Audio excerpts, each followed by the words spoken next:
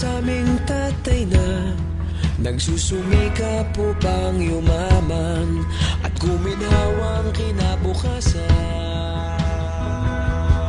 Paminsan-minsan kami nagkikita, mga naiwan at natira, at gaya nung araw namin sa eskwela, pag magkasama'y nagwawala.